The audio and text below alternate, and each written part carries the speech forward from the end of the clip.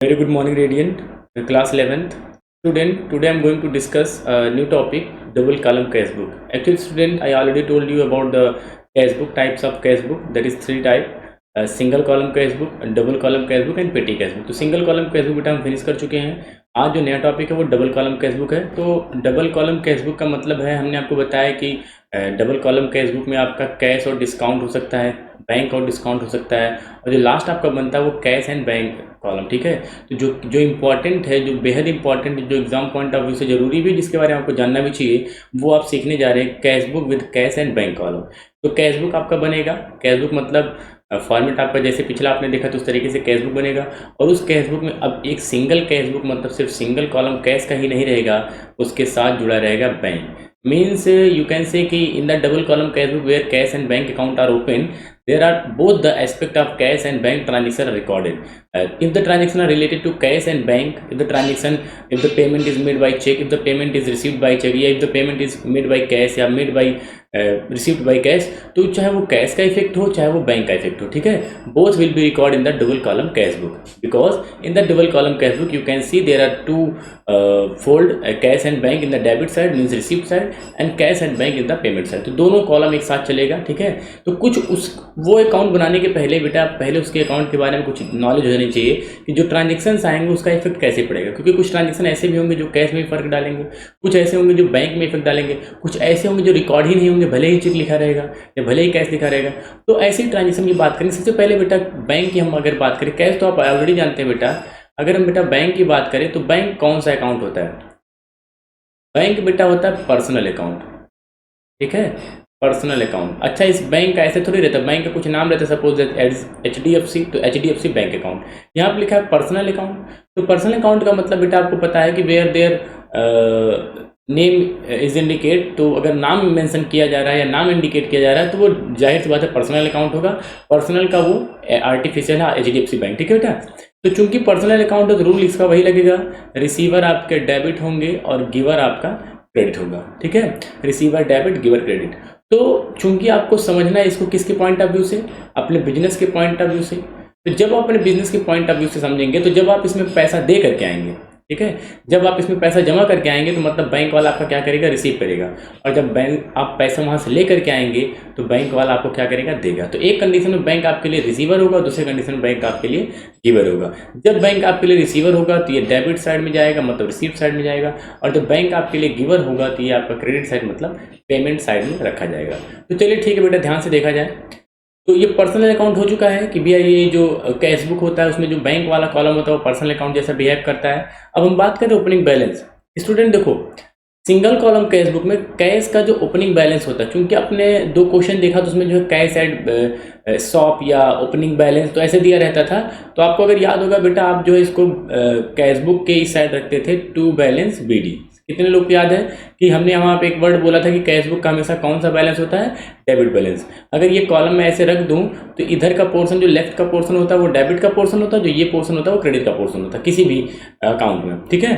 तो जब कैश का बैलेंस देता था ओपनिंग, अगर ओपनिंग कैश का बैलेंस दिया है तो कैश के ओपनिंग बैलेंस के केस में बेटा आप जो है इस बैलेंस को आप रखते थे हमेशा कहाँ, डेबिट साइड में। लिखते क्या थे, टू बैलेंस BD, याद होगा, है ना। तो कैश का हमेशा डेबिट बैलेंस होगा, cash always show debit balance, और ये हमेशा इसका ओपनिंग जो है वो टू बैलेंस BD ही रखा जाएगा। लेकिन बेटा जो बैंक है, इस बैंक का डेबिट बैलेंस भी हो सकता है, क्रेडिट बैलेंस भी हो सकता है। हमने आपके शुरुआती चैप्टर में बताया था बैंक ओवरड्राफ्ट। अब कितने लोग अगर याद होगा तो जान रहे होंगे बैंक ओवरड्राफ्ट। बैंक ओवरड्राफ्ट क्या होता है कि सपोज दैट आपके अकाउंट में 1000 भी हो सकते हैं। आपने कहा कि मेरे बैंक अकाउंट में 1000 है, और आप ये भी कह सकते हैं कि मेरे बैंक अकाउंट में -1000 है। ये -1000 क्या है कि जब बैंक आपके अकाउंट में जितना पैसा है उससे ज़्यादा की रिकवरी कर देती है या उससे ज़्यादा पैसे निकाल देती है आपके अकाउंट से, तो उसको कहा जाता है बैंक ओवरड्राफ्ट। तो आप ये सोच रहे होंगे सर ये तो हमने कभी सुना नहीं। तो सुना मतलब बेटा जिस कंपनी का, जिस बिजनेस का रेपुटेशन अच्छा होता है तो वहाँ पर बैंक ओवरड्राफ्ट की फैसिलिटी जो है वो बैंक देती है, ठीक है। ऐसा नहीं कि आपके अकाउंट में 10,000 तो आप 10,000 ही निकाल पाएँ। ये सेविंग अकाउंट के केस में, करंट अकाउंट के केस में क्या होता है, जहाँ पे बिजनेस, जहाँ पे नंबर ऑफ ट्रांजेक्शन, जहाँ पे उस पर्टिकुलर बैंक अकाउंट में ज़्यादा से ज़्यादा ट्रांजेक्शन हो रहे हैं, तो वहाँ पे जो है बैंक उनको माइनस में करने की भी फैसिलिटी देती है कि भैया चलो ठीक है, आज आपका 10 करोड़ रुपए पॉजिटिव में है, प्लस है हमारे यहाँ, कल अगर आप चाहें तो 2, 4, 10 लाख रुपए नेगेटिव में भी हम पेमेंट कर सकते हैं, और इसी अमाउंट को बैंक ओवरड्राफ्ट बोला जाता है। तो आप ये कहेंगे कि सर बैंक का जो बैलेंस है, अगर कोई इन्फॉर्मेशन नहीं तो डेबिट ही बोला जाएगा, टू बैलेंस बीडी ही रखा जाएगा, लेकिन अगर बैंक ओवरड्राफ्ट दे दे या बैंक ओवरड्राफ्ट का क्रेडिट बैलेंस दे दे तो ये आपका बाई साइड जाएगा। ठीक है बेटा, तो ये दिमाग में रखिएगा कि बैंक का दोनों बैलेंस हो सकता है, डेबिट बैलेंस भी हो सकता है, क्रेडिट बैलेंस भी हो सकता है। बैंक सिर्फ लिखा है तो डेबिट बैलेंस माना जाएगा, अगर बैंक ओवरड्राफ्ट लिखा है तो वो क्रेडिट बैलेंस माना जाएगा, जो आगे के क्वेश्चन में आप देखेंगे। ओके बेटा, अब हम बात करें कंट्रा एंट्री। अब ये सर कंट्रा एंट्री क्या होती है? बेटा कंट्रा एंट्री बहुत इंपॉर्टेंट है, जो कि हम कह सकते हैं कि सबसे मेन जो इंपॉर्टेंट रोल प्ले करेगा आपके डबल कॉलम कैश बुक में, वो कंट्रा एंट्री ही है। ठीक है, अब कंट्रा एंट्री की डेफिनेशन क्या है? Contra entry are those entry which affect both cash and bank as well. तो ऐसी एंट्री जो कैश और बैंक में एक साथ इफेक्ट डालती है वो आपकी कंट्रा एंट्री होती है, और ऐसी एंट्री 10-20 नहीं है, सिर्फ 2 एंट्री होती है। जैसे cash deposited into bank, when you are going for deposit money in cash, suppose that कि आपने 10 लाख 5 लाख का सेल किया, तो शाम को होते होते आपको डर है कि कहीं कैश गुम ना जाए, तो आपने 10,000 रुपये जितना भी आपने उठाया उसको ले जाकर के बैंक में जमा कर दिया। अच्छा बेटा, अगर मैं जनरल एंट्री पूछूँ कि जगह अगर आप पैसा बैंक में जमा करेंगे तो क्या एंट्री पास करेंगे? सर अगर हम पैसा बैंक में जमा करेंगे तो बैंक हो जाएगा हमारा रिसीवर, बैंक अकाउंट डेबिट, और हमारे पास से गया क्या? सर कैश अकाउंट हो गया। तो जर्नल एंट्री भी आपको साफ साफ बता रही है कि अगर पैसा बैंक में जमा होता है तो बैंक अकाउंट और कैश अकाउंट दोनों में इफेक्ट पड़ता है, और वैसे ही अगर कैश बैंक से विड्रॉ होगा तो कैश आपके पास आएगा, ऑफिस के लिए पैसे आ रहे हैं तो cash account debit to bank रखा जाता है।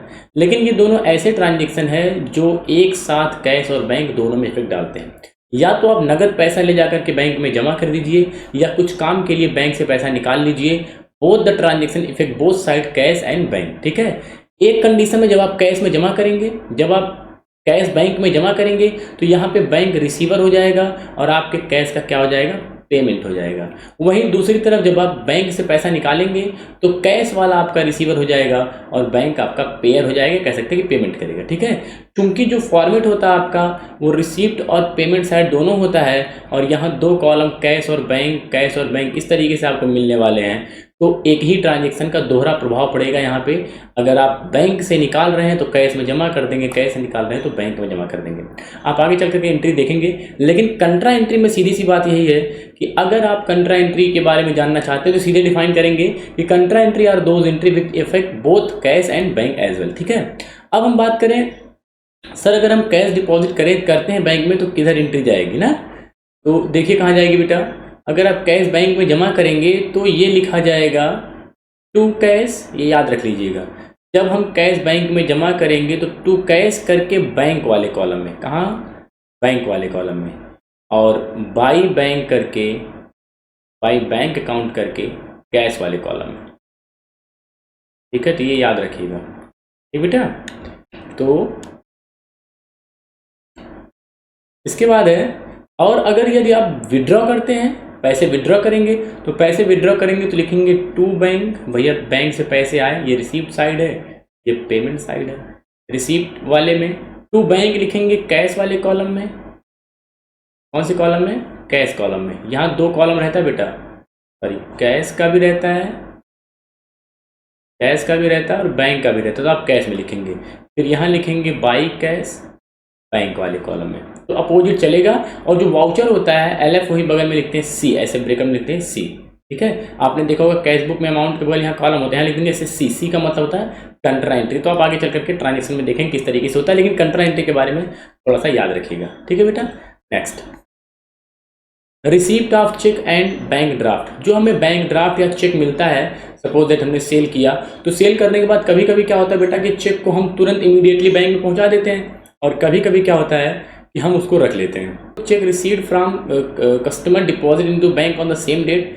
अब या तो ये क्वेश्चन में बोलेगा साफ साफ कि भैया एक काम करिए, आप बैंक में पैसे जमा कर दीजिए, और अगर कुछ नहीं बोलता है तब भी ये माना जाता है कि जो चेक आपको रिसीव हुआ, यहाँ है छोटा सा बैंक, ये बैंक है, सपोज दैट SBI बैंक है, स्टेट बैंक ऑफ इंडिया, और ये चेक आपको मिला जैसे ही आपको चेक मिला, आपने इस चेक को उसी दिन उठा के कहाँ जमा कर दिया, बैंक में। तो इस कंडीशन में बैंक यूज होता है। अगर क्वेश्चन में कोई इन्फॉर्मेशन नहीं है सर, बोल दिया कि sold goods Mohan and received cheque, अब रिसीव्ड चेक बोल दिया, पता नहीं बैंक में जमा हुआ या नहीं जमा हुआ, तो ऐसे क्वेश्चन ये मान लिया जाता है कि उसी दिन बैंक में जमा हो गया। ठीक है। अगर आप ये जानना चाहते हैं कि हम सर कैसे पता लगाएंगे बैंक में जमा हुआ कि नहीं जमा हुआ, तो अगर आपको कभी भी कोई चेक मिले तो चेक मिलने के बाद 2-3 ट्रांजेक्शन नीचे पढ़ के देख लो कि कहीं उसको जमा करने की डेट अलग तो नहीं बता रही। जैसे कि हमने एक रमेश से चेक रिसीव किया 25 जनवरी को, ठीक है, तो ये माना जाएगा कि 25 जनवरी को ही बैंक में पहुंच गया। लेकिन बेटा अगर 25 जनवरी को ये बैंक में नहीं पहुंचा और नीचे 29 जनवरी को बोल रहा है कि deposited the above cheque which was received on 25 January now deposited into bank, तो इस केस में ये होगा कि 25 जनवरी को जो चेक आपको मिला है वो उस दिन कैश बुक में नहीं जाएगा। ठीक है। वैसे अगर आपको बैंक से चेक मिल चुका है, किसी ने आपको चेक दे दिया और आपने उसी दिन बैंक में पहुंचा दिया है, तो जो देगा तो डेटर अकाउंट, अगर डेटर देगा तो, या किसी ने भी दिया तो उसका नाम लिख करके आप सीधे जमा करेंगे, कैश नहीं बल्कि बैंक वाले में। कहाँ जमा करेंगे, बैंक वाले में। ये मान लेंगे कि हमें पैसा रिसीव हो चुका है। लेकिन अगर आपने उसको चेक को कुछ दिन के लिए होल्ड कर लिया, रख लिया, तो जब आप होल्ड करेंगे, जब आप अपने पास रखेंगे, तो एंट्री हो जाएगी cheque in hand account debit, cheque in hand, देखिए cheque in hand account debit to debtor, जिसने आपको दिया। Cheque in hand account debit to debtor, जिस दिन आपने चेक रिसीव किया और रख लिया। जैसे मैंने एग्जांपल लिया कि आपने 25 जनवरी को रिसीव किया, तो 25 जनवरी आप यहाँ लिख देंगे 25 जनवरी को cheque in hand account debit to debtor. और इसके बाद अगर बोल रहा है कि 28 जनवरी को आपने इसको जमा कर दिया, तो अगली एंट्री हो जाएगी bank account debit to cheque in hand. ठीक है, टू चेक इन हैंड। तो फर्क वही पड़ेगा, अगर मैं यहाँ से चेक इन हैंड कैंसिल कर दूँ तो bank account debit to debtor ही होने वाला है। ठीक है। लेकिन अगर आप दिमाग से फिर से सोचिए कि अगर आपको चेक मिल रहा है और उसी दिन बैंक में जमा हो रहा है, मोहन ने दिया है, तो टू मोहन लिख करके सीधे बैंक वाले कॉलम में। लेकिन बेटा अगर आपको चेक मिला और उसको आपने 2-3 दिन के लिए होल्ड कर लिया, रख लिया, तो उसकी एंट्री पहले जर्नल प्रॉपर में पास करेंगे। आपको पता है कि 6 होती है, एक जर्नल प्रॉपर भी होती है, जो कहीं नहीं जाता वो जर्नल प्रॉपर में जाता है। तो ये एक एंट्री हो जाएगी cheque in hand account debit to debtor. लेकिन जब आप ये पैसा बैंक में जमा करेंगे तो bank account debit to cheque in hand, मतलब जो हमारे पास चेक था वही हमने जमा किया, तो अगले दिन जब आप बैंक में जमा करने जाएंगे तो यहाँ पर डेटर ना लिख करके लिखा जाएगा टू चेक इन हैंड, वो चेक जो हमारे पास था, ठीक है, उसको हमने बैंक में जमा कर दिया। ठीक है बेटा। इसके बाद है पेमेंट बाय चेक। अगर आप किसी को पेमेंट करते हैं तो ये आपका जो है वो सपोज दैट कि ये कैश कॉलम है, ये बैंक कॉलम, और ये पेमेंट साइड की मैं बात कर रहा हूँ, मतलब राइट साइड की बात कर रहा हूँ, इधर भी बहुत कॉलम होंगे। तो यहाँ आप लिखेंगे बाय क्रेडिटर, जिसको आपने चेक से पेमेंट किया है उसको बाई साइड डाल करके यहाँ पे बैंक में डालते चलिए। जैसे मोहन को दिया तो बाई मोहन, सोहन को दिया तो बाई सोहन, इस तरीके से। डिजॉनर आप चेक, कभी कभी क्या होता है कि जो चेक आपको रिसीव हुआ है, जो चेक आपको रिसीव हुआ है वो चेक आप ले जाकर के बैंक में जमा किए, जिस दिन जमा किया उस दिन टू मोहन हो गया। ठीक है, टू मोहन ले जाकर के बैंक वाले में जमा कर दे 10,000 रुपये। लेकिन दूसरे दिन बता रहा है कि Mohan cheque was dishonoured, Mohan का चेक क्या हो गया, डिजॉनर हो गया। तो जमा किया तो टू मोहन और डिजॉनर होगा तो बाई मोहन के नाम से चेक आपका वापस आ जाएगा। मतलब जमा किया टू मोहन, और अगर वो चेक डिजॉनर हो गया, डिजॉनर का मतलब फिर डेट नहीं सही था, या उसने सही साइन करके नहीं दिया था, या उसका एक्सपायरी पीरियड हो चुका था, कुछ भी हो गया, उस कंडीशन में आपका चेक डिजॉनर होता है। और टू मोहन करके जब जमा करेंगे, और जब वो नहीं जमा हो पाएगा बेटा तो आप बाई मोहन करके उसको निकाल देंगे। ठीक है। आगे डिस्काउंट। अब जब हम चेक पेमेंट करते हैं, suppose that when check received, जब आप चेक रिसीव करते हैं बेटा, सपोज दैट आपको किसी मोहन से लेना था आपको 10,000, लेकिन मोहन ने कहा कि अपना 9,900 रुपये में पूरा हिसाब किताब चुकता कर दिया, तो 100 रुपये आपका डिस्काउंट बन गया। ये बात तो समझा रहे होंगे। तो ये जो 9,900 आपको मिला चेक से, जितना आप अमाउंट चेक से रिसीव करेंगे उतना ही, मतलब रिसीव साइड में लिखेंगे टू मोहन अकाउंट 9,900 रुपये। ये डिस्काउंट आपको कैश बुक में रिकॉर्ड करने की ज़रूरत नहीं है। जो चीज़ें कैश बुक या सब्सिडरी बुक में रिकॉर्ड नहीं होती हैं उनके लिए अलग से जगह बना है जर्नल प्रॉपर। क्या बना है, journal proper, that is like same like as a journal. ठीक है, तो 9,900 रुपये ही आप जो है डालेंगे। उसके बाद बेटा ये फॉर्मेट अब आप देखिए, खुशी खुशी से देखिए किस तरीके से फॉर्मेट है। अब एक कॉलम आपका बढ़ गया बेटा, ये देखिए ये डेट का कॉलम, रिसिप्ट का कॉलम, वाउचर नंबर, LF, इसके बारे में आप पहले से जानते थे, ये कैश वाला भी जानते थे। तो अगर यहीं तक लिया जाता तो एक सिंगल कॉलम कैश बुक हो जाता, लेकिन बैंक भी इसमें ऐड कर दिया गया, मतलब ये अब कैश और बैंक दोनों जाएगा, ठीक है। और ये पेमेंट का कॉलम, फिर कैश, फिर बैंक, ठीक है। अगर बेटा कंट्रा एंट्री की बात जो भी मैं कर रहा था, अगर मैं कंट्रा एंट्री की बात यहाँ पे करूँ, तो जब आप बैंक में पैसे जमा करेंगे, ठीक है, जब आप बैंक में पैसे जमा करेंगे तो टू कैश, इधर ये रिसिप्ट वाला मतलब बेटा कि जमा इधर से होगा ना, इधर से डिपॉजिट होगा और इधर से निकलेगा, मतलब विड्रॉ होगा। आपने देखा होगा पासबुक पे लिखा रहता है इधर डिपॉजिट जमा, इधर विड्रॉ निकासी, इस तरीके से। तो जब आप बैंक में पैसे जमा करेंगे तो टू कैश करके बैंक वाले में जमा कर दीजिए, भैया देखो बैंक में आ गया, और इधर बाई बैंक करके अपने कैश वाले में से निकाल दीजिए। जब तक कैश वाले में से अमाउंट नहीं निकालेंगे तब तक यहाँ जमा कैसे होगा, देख रहे हैं ये कैसे जमा होगा।